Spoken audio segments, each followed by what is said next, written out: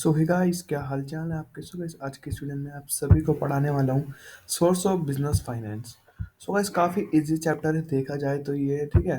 आपको मतलब सोर्स बताना है कि बिजनेस फाइनेंस के कौन कौन से सोर्स हैं। तो गाइस देखो, काफ़ी सिंपल चैप्टर, अगर आप इसको सही से पढ़ोगे तो आप गाइस आपको अच्छी तरह समझ में आ जाएगा, ठीक है।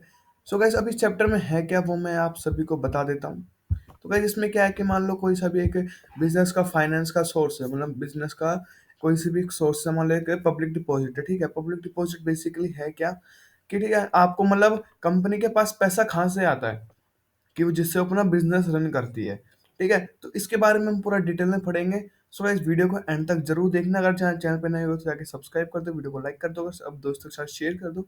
सो इस वीडियो स्टार्ट कर देते हैं। तो भाई देखो, बेसिकली है क्या, चैप्टर का नाम है बिजनेस सोर्स ऑफ फाइनेंस, ठीक है। एक मिनट, इसको मैं थोड़ा सा कम कर देता हूँ,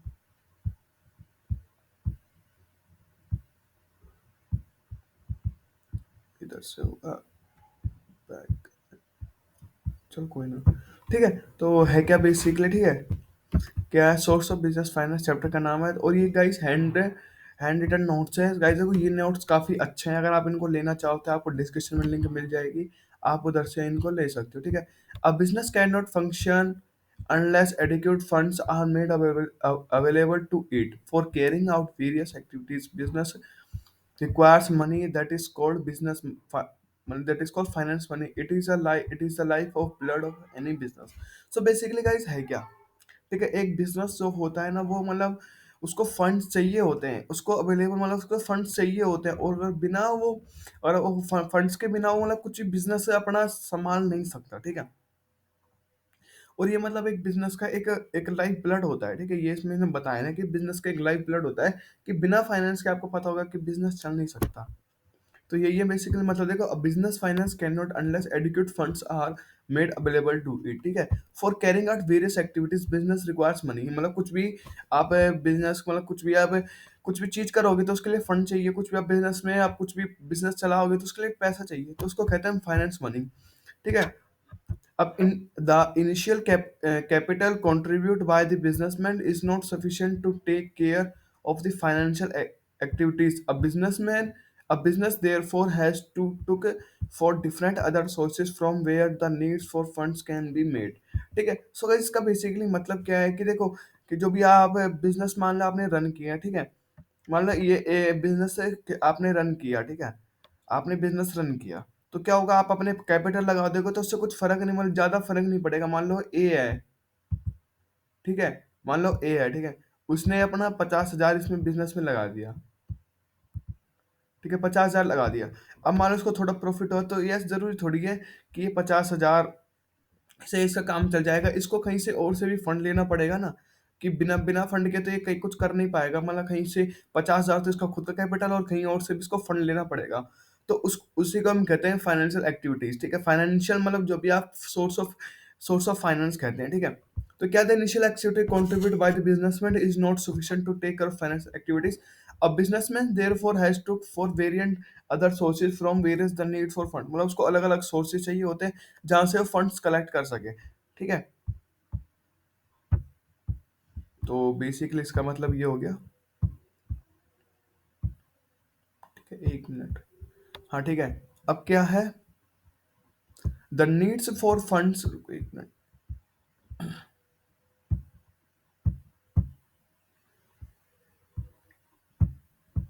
ठीक है। The needs for funds arise from the stage when a businessman make a decision to start a business, मतलब जो भी आप फंड्स यहाँ पे रेज करते हो वो एक ऐसी स्टेज पे आते हैं जहाँ पर बिजनेसमैन सोचता है कि मुझे बिजनेस करना है, ठीक है।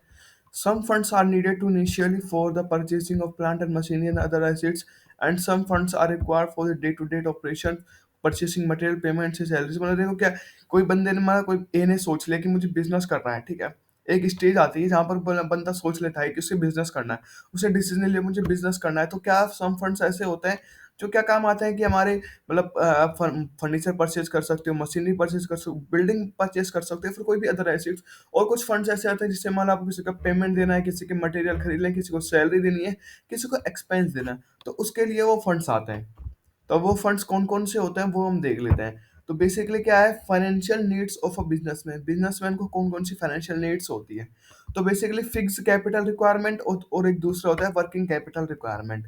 ठीक है, फिक्स कैपिटल रिक्वायरमेंट बेसिकली है क्या, फिक्स कैपिटल रिक्वायरमेंट है भी क्या, आपको कोई सा भी कैपिटल है, आप मतलब आपका कैपिटल है तो उससे फिक्स है कि मान लो आपको इससे आपको मशीनरी परचेज करनी है, बिल्डिंग परचेज करनी है, और कोई सा भी एक अदर अदर एसेट आपको परचेज करना है, उसको हम कहते हैं fix capital funds for purchasing fix assets like plant and machinery, building, land etcetera we require the fund that is not, जो भी आप कुछ भी एक फिक्स एसेट खरीदते हो ना, उसको हम फिक्स कैपिटल रिक्वायरमेंट कहते हैं। ठीक है, मतलब कुछ भी आप कैपिटल से फिक्स एसेट खरीद रहे हो तो उसको कहते हैं हम फिक्स कैपिटल रिक्वायरमेंट। तो बेसिकली ये हो गया। ठीक है, अब हम पढ़ते हैं क्या है सेकंड, क्या है वर्किंग कैपिटल रिक्वायरमेंट। ठीक है, वर्किंग कैपिटल रिक्वायरमेंट बेसिकली है क्या। ठीक है, तो मतलब वर्किंग कैपिटल रिक्वायरमेंट की है कि आप कुछ भी अपना पेमेंट होते हो, मतलब आप उसको आप डे टू डे लाइफ करते रहते हो। ठीक है, वर्किंग मतलब वो कैपिटल आपकी वर्क कर रही है एक तरीके से, और फिक्स क्या है कि आपने एक बार खरीद लिया फिर उसके बाद वो फिक्स हो गई, मतलब आप उसको बाद कभी आप उसको पेमेंट करने की जरूरत नहीं है। ठीक है, वर्किंग में क्या आप डे टू डे पेमेंट करते रहते हो। ठीक है, जैसे लाइक एक्सपेंसेस आपने पे कर दिए, कुछ भी आपने मटेरियल खरीद लिया, सैलरीज पे कर दी, तो वगैरह वगैरह कुछ भी। ठीक है, तो क्या the financial acquires of an enterprise does not end with the procurement of fixed asset. Businessmen need working capital fund also to operate day to activities, मतलब कुछ भी आपको क्या है कि एक मतलब वर्किंग कैपिटल क्या है कि आपको डे टू डे आप कुछ भी आप काम करते रहते हो, डे टू आप कुछ भी फाइनेंशियल ट्रांजैक्शन करते रहते हो, तो उसके लिए वर्किंग कैपिटल रिक्वायरमेंट की जरूरत होती है, तो उसको हम कहते हैं वर्किंग कैपिटल रिक्वायरमेंट। एग्जांपल में आपको मिल गया परचेज ऑफ मटेरियल, पेमेंट्स और एक्सपेंसेस एक्सेट्रा। ठीक है, फिर क्या classification of source of fund. तो सोर्स ऑफ फंड तीन क्लासिफिकेशन में आपको मतलब सोर्स ऑफ फंड के थ्री टाइप्स है। ठीक है, क्लासिफाइड तीन टाइप में किए हुए हैं, on the basis of period, on the basis of capital, नहीं ऑन द, ठीक है, और ऑन द बेसिस ऑफ एक और है उसमें, वो मैं भूल गया। ठीक है, वो मैं आपको भी बता दूंगा बाद में। देखा क्या है, on the basis of period, on the basis of fund, on the basis of source of generation, मतलब ठीक है, मतलब आपको सोर्स कहाँ से मिल रहा है, आपको पीरियड कितना चाहिए, तो उसके लिए। ठीक है, तो क्या है पहला, क्या है लॉन्ग टर्म रिक्वायरमेंट। ठीक है, लॉन्ग टर्म फंड्स क्या है बेसिकली, जो भी ये क्या है 5 साल से बड़े हो, 5 साल से ऊपर होते हैं, उसको हम कहते हैं लॉन्ग टर्म फंड। ठीक है, इसमें आ जाता है shares, debentures, long term funds, boring, long long term funds during back centre. ठीक है, बैंक से लॉन्ग टर्म फंड आप कहीं से उधार ले रहे हो 5 साल से ऊपर के लिए। ठीक है, तो उसका हम कहते हैं long term fund. Mid term fund क्या है, जो 1 से 5 साल के बीच में आता है, उसका हम कहते हैं mid term fund. Period between 1 to 5 years, for example mid term loan from bank, public deposit, mid term loan from financial institution, lease financial, मतलब कुछ भी आप 1 से 5 साल के बीच में आप कुछ भी लोन फंड पर मतलब फंड ले रहे हो कहीं से, तो उसको हम कहते हैं मिड टर्म फर्म। ठीक है, जिसमें आप 1 से 5 साल के बीच बाद आप किसी को आप उनको दे सकते हो। ठीक है, फंड कहाँ कहाँ से ले जाते हैं, बेसिकली बैंक से ले जाते हैं, public deposit, mid term loan from financial, ये सब कुछ हम आगे पढ़ेंगे। अभी ये होता क्या है बेसिकली, शॉर्ट टर्म फंड्स क्या है बेसिकली, शॉर्ट टर्म फंड्स है जो भी आप 1 साल के कम 1 साल के अंदर आप कुछ भी आप फंड शॉर्ट टाइम के लिए लेते हो। ठीक है, 1 साल के अंदर आप उसको 1 साल के लिए ले रहे हो, आप उसके बाद उसको आप बाद में रीपेमेंट कर दोगे। ठीक है, तो क्या है 1 साल के लिए 1 साल से कम लेते हो, उसका कहते हैं ट्रेसेट, उसको हम कहते हैं शॉर्ट टर्म फंड्स। इसमें क्या है ट्रेड क्रेडिट आ जाता है, शॉर्ट टर्म लोन आ जाते हैं, commercial paper, commercial deposit, bank overdraft, सब पढ़ेंगे हम इधर आराम से। ठीक है, on the basis of ownership, owner fund, owner का फंड्स खुद का फंड है, जैसे शेयर्स हो गया। ठीक है, जिसका खुद का फंड है, और क्या है बोरोड फंड, से उसने किसी से बोरो लिया है फंड, तो उसको हम कहते हैं बोरिंग फंड, जैसे debentures, long term loan from bank, financial institution, public deposit, lean financing. ठीक है, on the basis of source of generation, तो इसमें भी दो टाइप्स के होते हैं। ठीक है, सोर्स ऑफ जनरेशन, एक मिनट, ठीक है, they are two types, internal source और external external source. Internal source क्या है बेसिक, जैसे आप कुछ भी आपको खुद का है। ठीक है, जैसे मतलब आप कोई आप क्या है, आप कुछ कुछ बिजनेस कर रहे हो, तो आपके इंटरनल सोर्स है कि आप उनको आप खुद ही मतलब किसी से आप उधार नहीं ले रहे हैं, आप खुद ही खुद के लगा रहे हो। ठीक है, इक्विटी शेयर हो गया, कैपिटल हो गया, आपका एक रिटर्न अर्निंग हो गया। रिटर्न अर्निंग बेसिकली होता क्या, रिटर्न अर्निंग क्या होता है कि आपका मतलब जो आपने कुछ भी आपने बिजनेस किया, उससे आपका प्रॉफिट हुआ, आपने उसको पूरा शेयर आप करना, आपने मान लो 80% आपको उसका पूरा खर्च कर दिया, फिर आपकी सैलरी वैलरी में सब कुछ 20% क्या है आप खुद का, आपका जो प्रॉफिट हुआ है उसको हम कहते हैं रिटेन अर्निंग।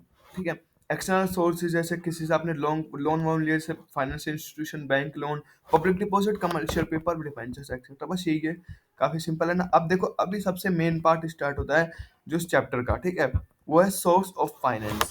तो बेसिकली सोर्स ऑफ फाइनेंस में पहला जो सोर्स है वो है शेयर्स। अब शेयर्स बेसिकली होता क्या है, ठीक है, a part of capital is called share.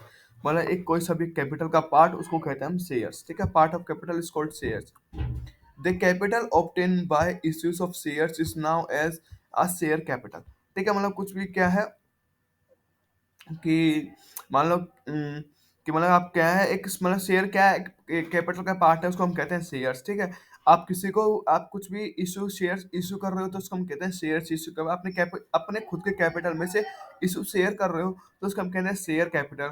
The person holding, जो आपके शेयर्स होल्ड कर रहा है, उसको हम कहते हैं शेयर होल्डर। अभी बेसिकली है क्या, शेयर्स होते क्या है, अगर आप कुछ भी, अगर आपको पता नहीं है शेयर्स बेसिकली, पता होगा आपको बट अगर आपको नहीं पता, तो शेयर्स बेसिकली क्या है कि आप मान लो एक बिजनेसमैन, एक कंपनी है, ठीक है, एक पब्लिक कंपनी है, वो क्या करेगी, एक कंपनी है, सॉरी, एक कंपनी है, वो क्या करेगी, अपने शेयर्स को, मतलब शेयर्स को इशू करती है। मान लो उसका एक कैपिटल 1 लाख, उसने क्या किया कि 1 लाख को 10 बंदों ने, बंदों में मतलब डिवाइड कर दिया कि 10-10 हजार के 10 शेयर्स बना दिए, ठीक है। तो क्या उसने अपने कैपिटल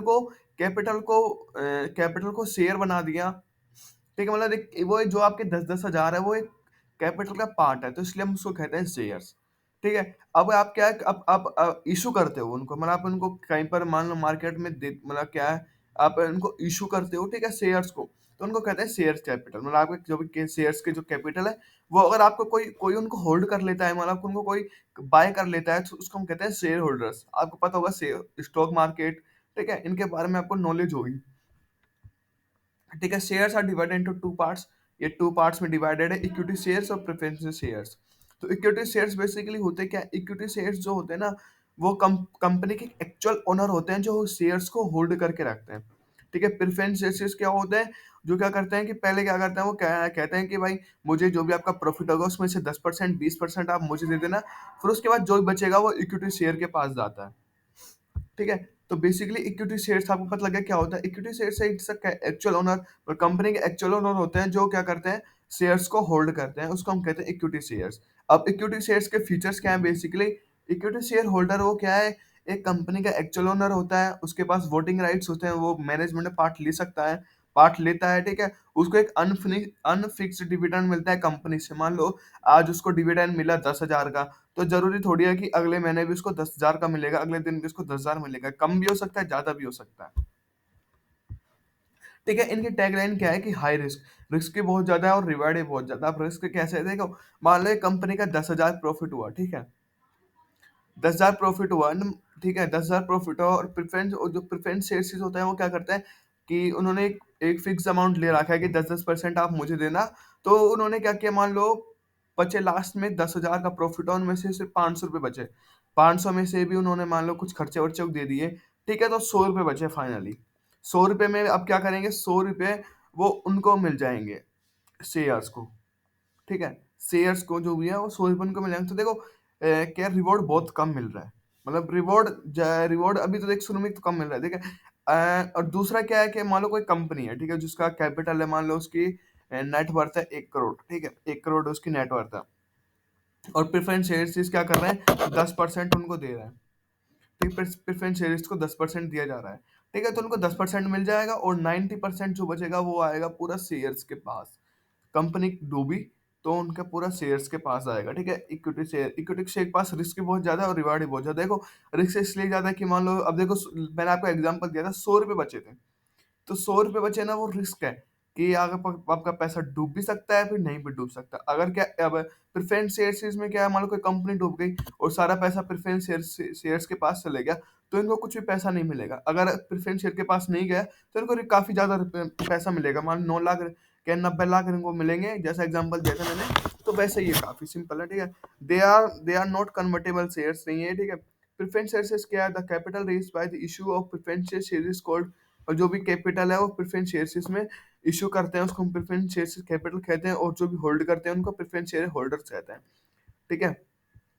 अब preference shares holders carry two type of preference rights. मतलब उनके पास दो राइट्स होते हैं जो होल्ड करते हैं। तो पहला राइट्स क्या होता है, right to receive dividend before the equity shares, उनको जो भी उनका डिविडेंड इक्विटी शेयर से पहले मिल जाता है। ठीक है, right to receive share capital on winding up money. ठीक है, राइट टू रिसीव मतलब उनको कैपिटल है और कंपनी का मिल जाए। ठीक है, और क्या है, अब क्या है, type of preference shares. Preference shares के कुछ टाइप्स हैं, वो क्या है बेसिकली वो देखते हैं हम। ठीक है, preference shares are divided into four classes having eight type, मतलब फोर क्लासेस में डिवाइडेड है। फोर क्लासेस कौन कौन से, on the basis of reduction. ठीक है, on the basis of reduction, reduction में की भी दो टाइप है, वन रिडीमेबल प्रेफरेंस शेयर्स और unredeemable preference shares. On the basis of convert convertibility, non convertible preference shares और नॉन मतलब कन्वर्टेबल प्रेफरेंस शेयर्स। ठीक है, on the basis of participating preference shares और ऑन द बेसिस और non participating parting preferences on the basis of cumulation. ठीक है, उसमें क्या है, कम्युलेटिव प्रेफरेंसेस और नॉन कम्युलेटिव प्रेफरेंसेस। तो गाइज अभी अब जो सेकंड पार्ट के डिबेंचर्स हम सेकंड पार्ट में पढ़ेंगे। ठीक है, सो गाइज आज के इस वीडियो में इतना ही, मिलते हैं नई वीडियो में नई टॉपिक के साथ। आपको सेकंड पार्ट आपको कल मिल जाएगा, आप जिसको सी आउट आप देख लेना। ठीक है।